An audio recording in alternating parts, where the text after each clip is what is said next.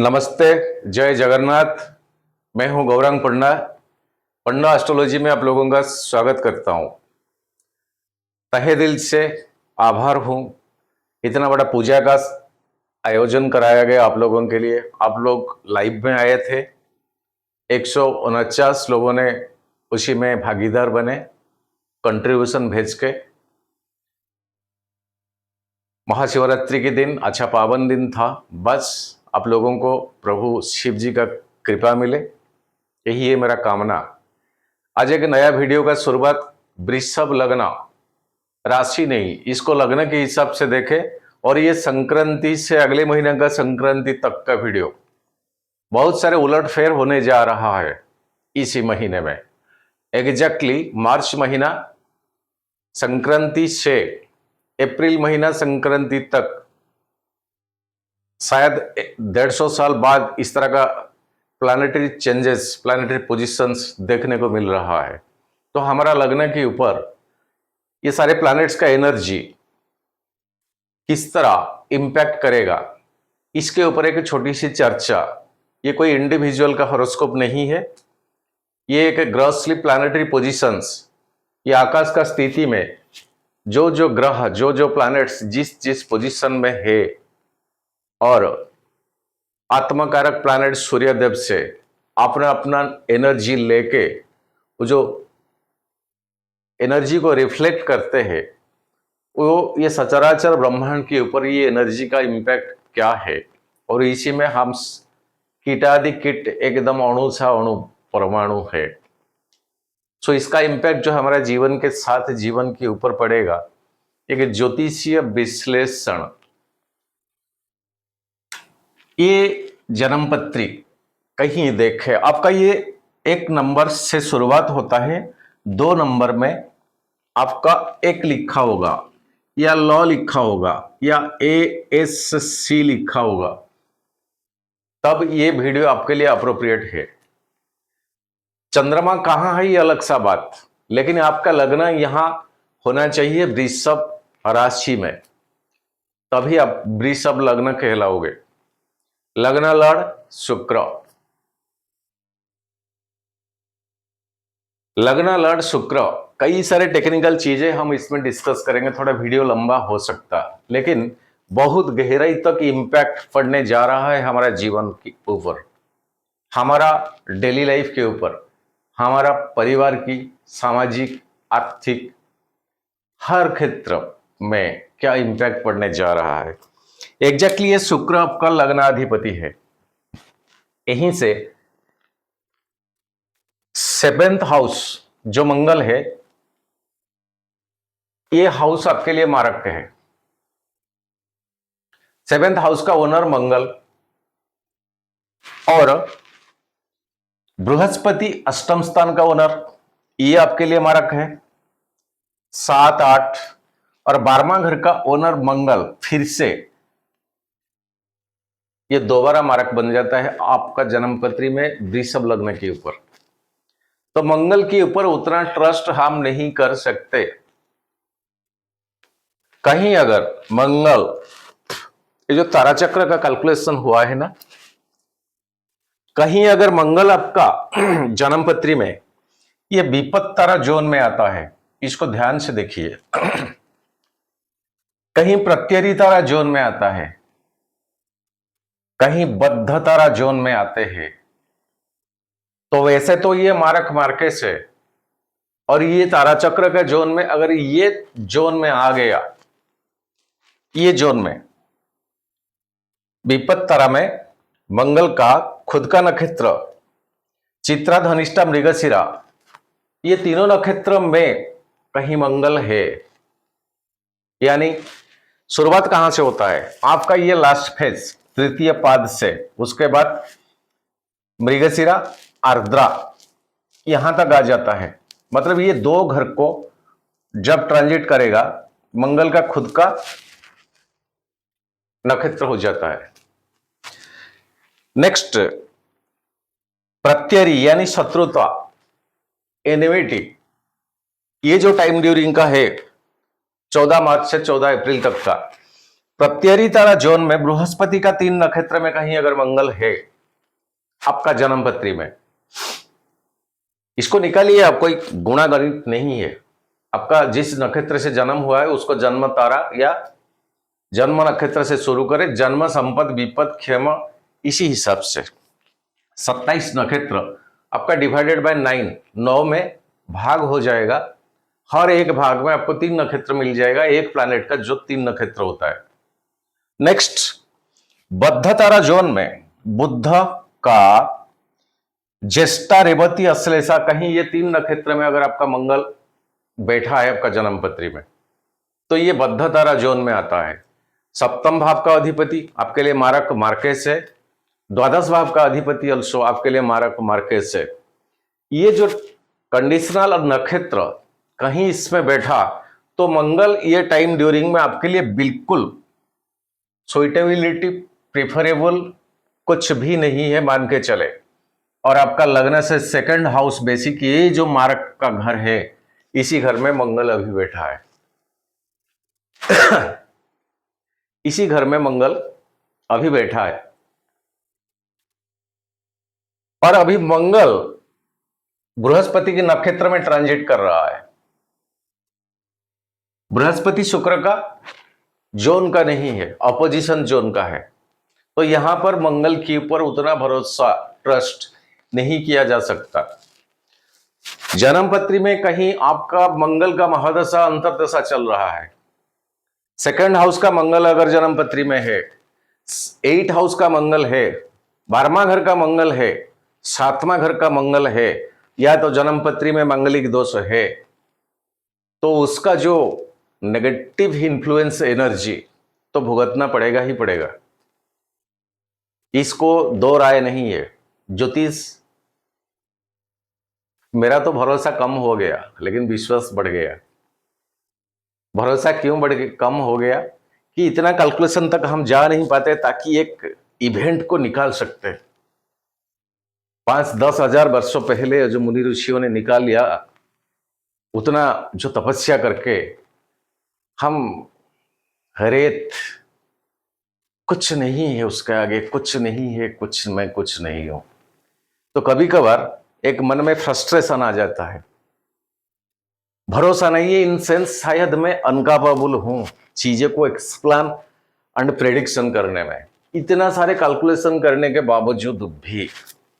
लेकिन विश्वास ज्यादा बढ़ गया या आ गया, क्यों? ये सत्य ही होता है, घटना अलग सा बात है। मंगल के बाद आपका जो पेन शुक्र अभी आपका 11th हाउस में है और बकरी पोजीशन में है। अच्छा खासा जगह में शुक्र ही ये उच्च का घर है एंड हाईली एक्सटालेशन का घर है। बकरी तो हो गए, जो प्लैनेट बकरी होते हैं वो उसका पिछले यानी प्रीवियस हाउस के ऊपर ज्यादा फोकस करता है। तो आपका 10th हाउस के ऊपर शुक्र का बहुत इंपैक्ट इसी टाइमिंग में पड़ रहा है। और यहां सेकंड यानी वेल्थ, पैसा, और पंचम भाव का घर का अधिपति क्रिएटिविटी एक्टिविटीज, इंटेलेक्चुअल घर का अधिपति बुध अभी नीच है, लेकिन यहां विपरीत राजयोग बनता है।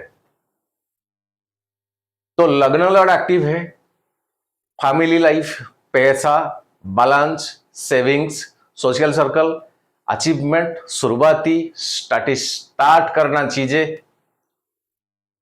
और कहीं अब बातों से, वाणी से, कोई सिंगर है, कोई फ्रीलांसर है, वकील है, अकाउंटेंट्स का है, ऑडिटिंग का है, मनी मैनेजमेंट का है, इस तरह का कोई सेक्टर में है, तो ये आपके लिए बेहतर टाइमिंग है। डिस्टर्बेंस करने वाला एक ही प्लैनेट अभी बैठा है, मैं एक एक करके जा रहा हूं, मंगल। हनुमान चालीसा करे, नियर बाय देखे कोई वेल्डिंग का शॉप जो आग से काम करते हैं, स्पार्कलिंग यानी इग्नेशन लगने से स्पार्क होना जो चीज, वेल्डिंग के दुकान में जितने सारे स्टाफ्स होती है उन्हीं को एक हनुमान जी का कलर का जो हनुमान जी का जो कलर होता है उसी कलर का कैप्स, मंकी कैप्स, रुमाल्स, कपड़े, क्या कुछ आप उनको प्रोवाइड कर सकते हैं। और फ्रिक्वेंटली ये टाइमिंग में हनुमान जी का मंदिर से सुबह का जाके आरती देखे, चालीसा पक्का कीजिए। जोगकारक प्लैनेट आपके लिए शनि है। शनि को डरना मरना है, ऋषभ लग्न। आगे जा रहा हूं और इसी घर में सूर्य अब आगे 14 तारीख से सूर्य आपका 4th हाउस का ओनर है। सूर्य आपका 4th हाउस का ओनर एंड 14 तारीख को जब सूर्य एंट्री यहां करेंगे तो 0.01 डिग्री स्टार्टिंग से स्टार्ट करेंगे, राइट। तो यहां सूरज भगवान ना शुक्र को कंब्यूस्ट अस्त कर पाएंगे ना सूर्यदेव को अस्त कर पाएंगे, लेकिन इसी घर में राहु के चपेट में जब वो आ जाएंगे, राहु यहां ऑलरेडी 3 डिग्री 44 यानी राहु उल्टा घूमता है। हर राशि का लेंथ होती है 30 डिग्री, तो उल्टा means 30 degree minus 3.44 344 near about 27 या 26.6 तक राहु यहां पावर में है। और यही राहु उत्तरा भाद्रपदा नक्षत्र शनि की नक्षत्र में है।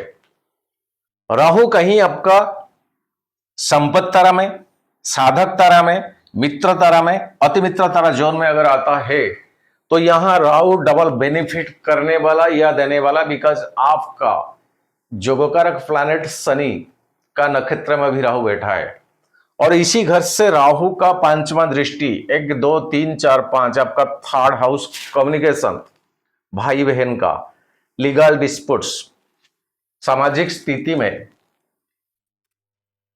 कई दिनों से अगर कुछ डाउनफॉल फिर से राइज करना। शुक्र का 7वां दृष्टि 5म स्थान के ऊपर, सूर्य का 7वां दृष्टि 5म स्थान के ऊपर, बुध का 7वां दृष्टि अपना घर के ऊपर, ये सारे घर इतना एक्टिवेटेड होने जा रहा है।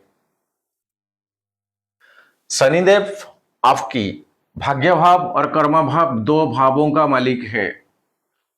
अभी शनि आपका 10th हाउस यानी कर्म स्थान, जो जन्म लेने के बाद करने के लिए इंसान को ईश्वर ने भेजा, मरने तक वो जो टाइम ड्यूरिंग होती है, कर्म कई प्रकार का, ये कर्म से शनि का बहुत बॉन्डिंग रिलेशन। आए क्यों, कर क्या रहे हो, करना क्या चाहिए। और इसी घर में अभी Shanidev and very subtly transit को चलते हैं। मीन साइन में 14 मार्च को एग्जैक्टली सूर्य बुध शुक्र राहु 31 डेज के लिए कॉम्बिनेशन बनता है। 31 डेज के लिए यहां कॉम्बिनेशन बनता है। 28 मार्च 2025 कंजक्शन इन मीन साइन, सूर्य चंद्रमा बुध शुक्र राहु 2 दिन के लिए सर जी। यहां आपके लिए बेनिफिक्स बुध शुक्र राहु हो गए। चंद्रमा आपका 3rd हाउस का ओनर, अभी तक शनि आए नहीं, और बुध का परम शत्रु चंद्रमा और राहु के साथ ग्रहण दोष में आ जाएंगे चंद्रमा आपका 3rd हाउस। तो कोई भी कम्युनिकेशन स्किल आगे जा रहे हैं हम जब चंद्रमा का ट्रांजिट करेंगे। और सर 29 मार्च शनि राहु मीन साइन में 50 दिन के लिए ये सारे प्लैनेट छोड़ के चले जाएंगे, अकेला रह जाएंगे। 29 मार्च से शनि एंड राहु 50 दिन के लिए, ये एक मिराकल का टाइमिंग है। मिराकल यानी एक अनएक्सपेक्टेशन स्थिति, जल तत्व का राशि बृहस्पति का घर एआर साइन, एआर साइन वायु तत्व का घर, वायु तत्व का प्लैनेट राहु यहां बैठा है, वायु तत्व का राशि में बैठा है। और अब बृहस्पति जाके उस टाइम बृहस्पति मिथुन साइन को जब आ जाएंगे, ये वायु तत्व को आ जाएंगे, ये अगले महीना वीडियो में आपको मिल जाएगा सर जी। तात्विक रिलेशन यहां चेंज हो जाएगा। ये जो टाइमिंग मैंने दे रखा है 29 मार्च बुध शुक्र शनि राहु 3 दिन के लिए, इसको नोट डाउन आप कर सकते हैं। 25 अप्रैल तक का मैंने टाइम लिया है इसमें, लेकिन 14 अप्रैल तक का वीडियो है ये जो ट्रांजिट बनने जा रहा है इसमें ये घर के ऊपर कोई मालेफिक का दृष्टि अभी नहीं है, ओनली केतु। और ये केतु पंचम दृष्टि में बृहस्पति, और केतु के ऊपर सूर्य का बुध का एंड शुक्र का, तीनों का दृष्टि। और शनिदेव आ जाएंगे आपका 29 मार्च को इसी घर के ऊपर, फिर केतु के ऊपर शनि का दृष्टि। ये कि विचारणीय है, ये कोई इंडिविजुअल का हॉरोस्कोप नहीं है। कई कॉम्प्लिकेशन पोजीशन सिचुएशन बनता आ रहा है, तब तो वो और कॉम्प्लिकेशन बन जाने का, ना सुलझने का नाम। प्लैनेट्स का पावर कितना, डिग्री क्या है, सूरज भगवान आपका जन्मपत्री में कितना डिग्री में है, एंड कई पॉइंट को अगर लिया जाए तो ये जो प्लैनेट्स का युतियों ने जा रहा है 4 प्लैनेट, 5 प्लैनेट, 6 प्लैनेट जैसे, तो सूरज भगवान की नजदीकियां में आपका कोई प्लैनेट है, आप देखिए।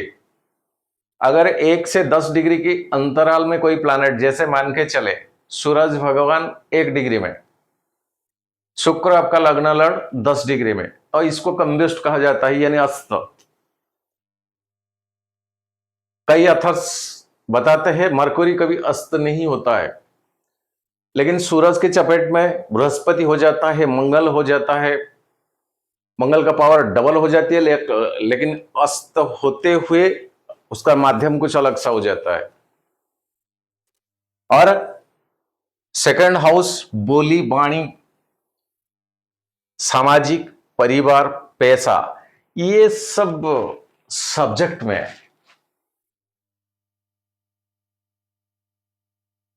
कंट्रोल रखे। इंटेंशनली कुछ तो बोलोगे नहीं, लेकिन बोलते बोलते बोल दोगे तो शायद उसका मीनिंग कुछ और निकल जाएगा। ये एक ही प्लैनेट के ऊपर आपको सतर्क सजाग रहना।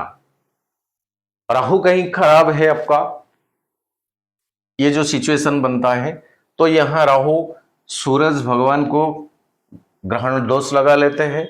चंद्रमा जब जाएंगे, जो डेटेट्स मैंने दिया, चंद्रमा ग्रहण की चपेट में आ जाएंगे। और आगे का जो टाइमिंग, आगे का जो वीडियो आपको मिलेगा, शनिदेव राहु के साथ संबंध बना लेंगे। जरा देखिए राहु का पोजीशन क्या है, and remedies must be taken for Rahu. Rahu के लिए प्रतीकारात्मक कुछ रेमेडीज, स्पिरिचुअल रेमेडीज। ऐसा केसर का तिलक लगा लेने से ऐसे राहु लगा के आशीर्वाद दे देते हैं, ऐसा नहीं है। जो कि हमारा पास्ट लाइफ कर्म से जुड़े हुए है, जहां पर जाने से हमें पर्टिकुलर वो एनर्जी प्राप्त होता है, वो एक्टिविटीज करने से वो एनर्जी के साथ हमारा सबकॉन्शियस माइंड का कनेक्शन होता है। वो चीज ज्योतिष में रेमेडीज मेजर्स लिया जाता है। काला धागा बांध देने से करोड़पति हो जाएंगे और लॉटरी लग जाएगा, सर जी ऐसा नहीं है। ज्योतिष ऐसा चीज नहीं है। पूरा का पूरा हमारा पास्ट कर्म से ही जुड़े हुए है। कहीं हमारा जीवन के रास्ते में कई सारे ब्लॉकेज बनता है, कई सारे लिंकेज होता है, जो कि हम एग्जैक्टली वो ब्लॉकेज को पार नहीं कर पाता है, हटा नहीं पाता है, तभी वो लिंकेज तोड़ नहीं पाता है to achieve exactly the destination point. कई वीडियो में मैंने शायद बीते बार भी कहा था कि पर्टिकुलर ज्योतिर्लिंग से क्या एनर्जी होता है, मिलता है। कोई शाक्त यानी शक्तिपीठ से क्या एनर्जी मिलता है, कौन सा प्लैनेट खराब होने से कहाँ जाने के बाद आप खुद महसूस करोगे। ये कहानी नहीं था ये कुंभों में डुबकी लगाना, ये बाद में साइंटिस्ट आते हैं, इसको पीछे पड़ जाता है ज्योतिष का, क्या कारण है, वजह क्या बनता है। हर लोग तो चाहे जाके डुबकी लगा लेंगे, पर्टिकुलर वो तिथि और नक्षत्र के दिन, वीडियो लंबा हो जाएगा सर जी।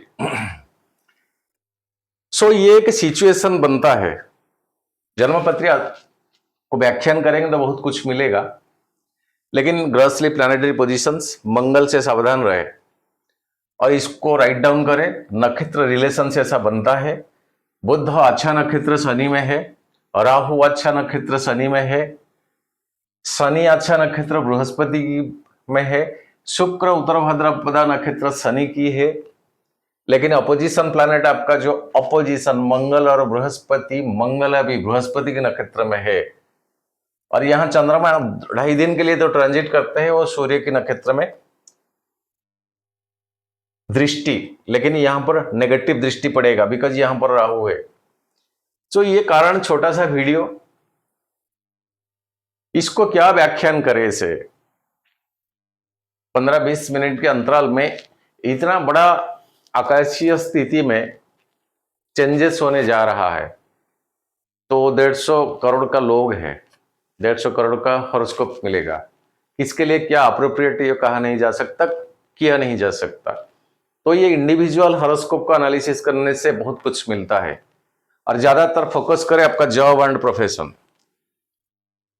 आपका job and profession 9th house से 2nd हाउस आपका 10th हाउस बनता है आपका प्रोफेशन। शनि जाने वाला है आपका 11th हाउस को, फिर भी यहां कुछ नक्षत्र को शनि को पार करना पड़ेगा। शनि कहीं आपका तारा चक्र में नेगेटिव प्रोफाइल तो मेंटेन नहीं करता है। आपका जोगोकारक प्लैनेट कहीं नीच तो नहीं है जैसे मेष साइन में। आपका जन्मपत्री में कहीं शनि मंगल के साथ युति तो नहीं है, कहीं शनि आपका 6ठा 8वां 12वां घर को बिलोंग्स तो नहीं करता है। भगवान सूरज के साथ शनि कहीं बैठा तो नहीं है, सूरज भगवान के साथ शनि कहीं बैठा तो नहीं है। कई सारे पहलू है, डिग्री वाइज देखना पड़ता है, बनते नहीं आपस में शनि एंड सूरज भगवान। छोटा सा वीडियो चलते हैं। चंद्रमा का ट्रांजिट लग्न से, और यही चंद्रमा 2.5 दिन का टाइम दिया गया, उसको अगर ज्यादा दिन दे दिया जाता ना वो और बहुत कुछ लफड़ा हो जाता। राहु का 1.5 बरस का, 1.5 साल का, बृहस्पति को 11 महीना लगभग, ऐसे सभी प्लैनेट्स को समय दिया गया, लेकिन चंद्रमा को ओनली 2.5 दिन। और 2.5 दिन में कितना भूकंप, कितना एक्सीडेंट्स, कितना भूस्खलन, कितना पॉलिटिकल सिचुएशन चेंजेस, कितना हत्याएं, कितना बम ब्लास्ट, बहुत कुछ हो जाता है। सो इसको इग्नोरेंस नहीं कर सकते। लग्न के हिसाब से देखें, एग्जैक्टली 14 तारीख को कन्या साइन में चंद्रमा का ट्रांजिट, केतु के साथ ग्रहण दोष और राहु का 7वां दृष्टि, लेकिन बृहस्पति का 5म दृष्टि और अब मंगल जो कि आपके लिए मैलेफिक है, इसका 4था दृष्टि है केतु के ऊपर। सो कोई क्रिएटिविटी काम करने जा रहे हो, जल्दबाजी मत करना, स्पीड अप हो जाए इसके चक्कर में ना जाना, धीरज, पेशेंस, चुप्पी साधे, चुप्पी से शुरुआत करे, चुप्पी से चीजें को एंड करे, पेशेंस के साथ चले। किसी से बात लेन देन में कुछ थोड़ा बात बढ़ जाता है या बढ़ जाने वाला आपको पता है, तो पहले सामने वाला का बात को सुनने के बाद 1-1.5 सेकंड का गैप रखे, उसके बाद बोलिए, ताकि आपको एग्जैक्ट मालूम पड़ जाएगा आप बोलने क्या जा रहे हो। इसी हिसाब से ये डेट को हैंडल करें जी। इसको एक टिक के साथ 2 क्रॉस देता हूं। तुला साइन आपका वही शुक्र का घर 6 हाउस अभी बैठा है 11th हाउस में, और इसी घर के ऊपर कोई मालेफिक का भी दृष्टि नहीं है। कामकाज का जीवन, चैलेंज का जीवन, बीते दिन में कई सारी चीजें पड़ा हुआ था, उसको शुरुआती, और बेसिकली ये तुला साइन आपका नया बिजनेस का शुरुआत, ज्वेलरी का शुरुआत, कोई फिल्म लाइन का कंपोजिंग, एडिटिंग, टाइटल, नाम रखना, जो शुरुआती होती है फिल्म होने से पहले, जो प्रमोशन के लिए, जो ये टाइमिंग आपके लिए अच्छा रहेगा। लेकिन इतना बड़ी काम करने के लिए कोई ज्योतिष के पास जाए, थोड़ा हॉरोस्कोप को और एनालिसिस करे, तो 6 हाउस बेटर जाएगा, नो प्रॉब्लम, डबल टिक देता हूं। वृश्चिक, यहां चंद्रमा नीच, 7th हाउस आपका, और ये 7th हाउस के ऊपर बृहस्पति का 7वां दृष्टि गजकेसरी योग बनता है। तो पार्टनरशिप बिजनेस, दाम्पत्य जीवन में कुछ अगर रुकावटें, कुछ ऑब्स्टेकल, जो कि आपस में एक दूसरे का मन को स्टडी ठीक से नहीं कर पाए थे, जिसके कारण ऐसा कुछ ब्लॉकेज, ये चीज सॉल्व हो जाने का बहुत पॉसिबिलिटीज है, बिकॉज ऑफ बृहस्पति का 7वां दृष्टि। धनु साइन आपका 8म स्थान, और बृहस्पति का खुद का दृष्टि पढ़ना चाहिए घर में, लेकिन नहीं पढ़ता है, और ये 8म घर के ऊपर मंगल का डायरेक्ट दृष्टि 7वां। मैंने पहले से बोला कि ये टाइमिंग में मंगल आपके लिए बहुत बुरा है। मंगल का नक्षत्र रिलेशन, मंगल का पोजीशन, एयर साइन में मंगल का जाना, और मंगल पुनर्वसु नक्षत्र आर्द्रा के बाद इस टाइमिंग में थोड़ा एरोगेंट को बढ़ा देता है।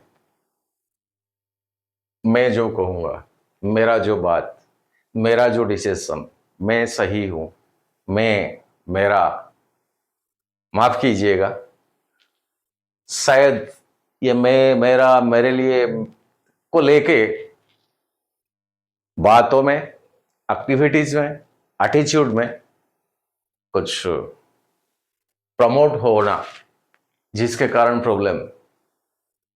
सो 8वां दृष्टि मंगल का, ये डेटेड्स को कंप्लीटली 3 क्लासेस देता हूं।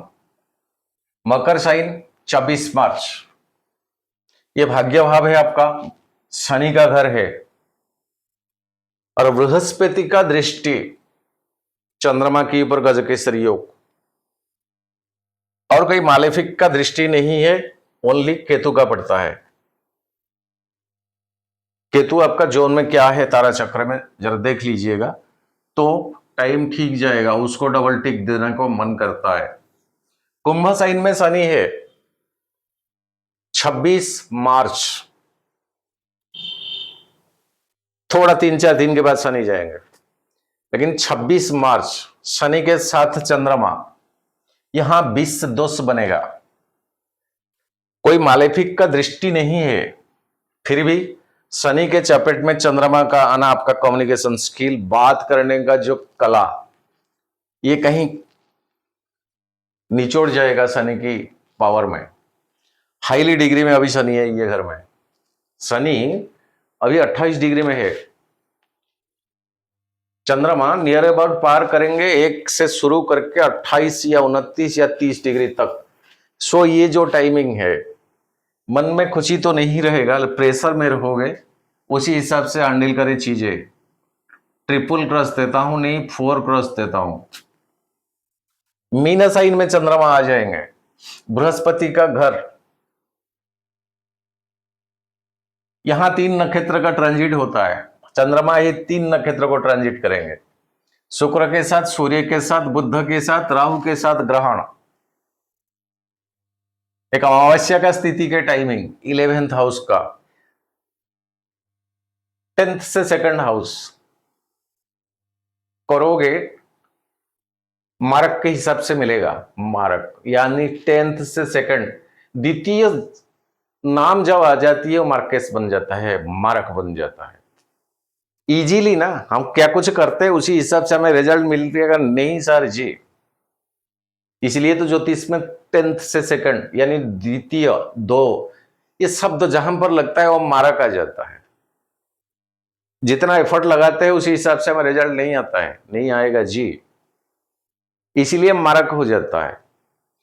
तो 11th हाउस एक आत्मसंतुष्टि कि इतना क्या कुछ किया, इसके बदले में मेरे को ये मिला, रिवार्ड हो सकता, पैसा हो सकता, सम्मान हो सकता, कई प्रकार का अचीवमेंट, प्रमोशन हो सकता, क्या कुछ हो सकता है। इसको पैसा की हिसाब से मत तौलिए। सो इनकम ये सब्जेक्ट वाइज कुछ एक आत्मसंतुष्टि का गेन, लेकिन ये घर में चंद्रमा, कई प्लैनेट का चपेट में चंद्रमा। सो संतुष्टि कितना फुलफिल होगा, ये भी एक क्वेश्चन मार्क। आप खुद देखिए चंद्रमा आपका कुप पोजीशन में क्या है।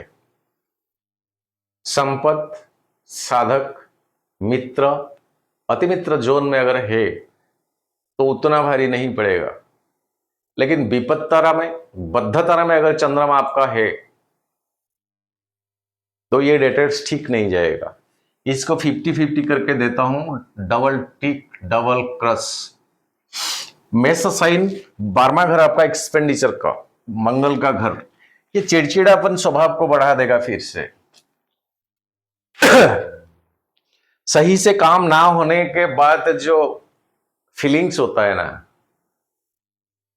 माइंड का कंसेंट्रेशन कहीं ठीक नहीं रहता है एक ही चीज में फोकस करने का, इसका इंपैक्ट किसी दूसरे के ऊपर थोपना। तो ये स्वभाव को ठीक से मेंटेन करना चाहिए। कॉन्फिडेंस लेवल एक कंस्टेंट लेवल पे होना चाहिए। सो इसको डबल क्रस देता हूं मेष साइन में। वृषभ लग्न, बृहस्पति ऑलरेडी है लग्न में, हमेशा चंद्र शुभ है, चाहे शुक्र में बृहस्पति में संबंध अच्छा नहीं है, फिर भी लग्न में चंद्रमा, गजकेसरी योग बनेगा। ये बीते 4 क्रसेस, 2 क्रस, 2 क्रस, ये जितने सारे परेशानियां है ना, 1 अप्रैल वृषभ में जब चंद्रमा आ जाएंगे आपको ये सारे चीज का सल्यूशन मिल जाएगा। चौथा टिक देता हूं। 3 अप्रैल मिथुन साइन को, मंगल के साथ मारक का घर है, पैसा को लेकर चिड़चिड़ापन, बातों में बढ़ा चढ़ा। सो ये ट्रांजिट अच्छा नहीं जाएगा, उसी हिसाब से डील करें सर जी। ट्रिपल क्रॉस देता हूं। 5 अप्रैल को कर्क साइन, कम्युनिकेशन के घर, शुक्र का, सॉरी राहु का पंचम दृष्टि में चंद्रमा। कम बोले, काम के ऊपर फोकस करें, ठीक रहेगा। डबल टिक के साथ एक क्रस देता हूं। सिंह साइन है आपका 8 अप्रैल को, चौथा घर, और शनि का 8 अप्रैल 29 मार्च शनि चले जाएंगे उस टाइम, ये जगह पूरा फ्री हो जाएगा। चौथा घर सुख का, चंद्रमा इसी घर को आ जाएंगे, कोई मालेफिक का दृष्टि इसके ऊपर नहीं है, तो बढ़ोतरी सुख में।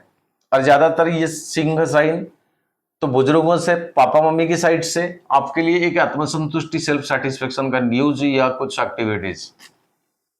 कन्या साइन केतु के साथ ग्रहण दोष, राहु का 7वां दृष्टि, लेकिन बृहस्पति का पंचम दृष्टि से केसरी योग बनता है। यहाँ कोई क्रिएटिविटी काम पड़ा हुआ है उसको शुरुआती आराम से कर सकते, ठीक जाएगा।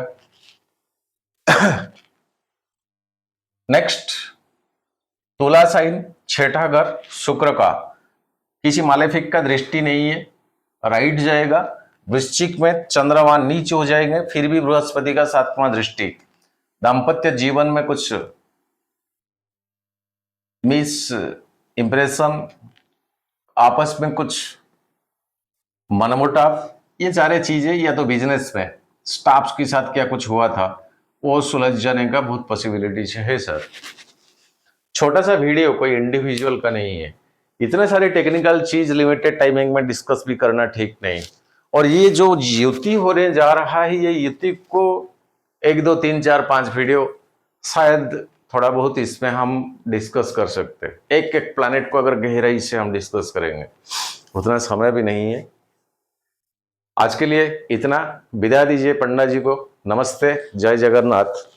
सर्वे भवन्तु सुखिनः, सर्वे सन्तु निरामया, सर्वे भद्राणि पश्यन्तु मा कश्चित् दुःखभाग् भवेत्। जय जगन्नाथ।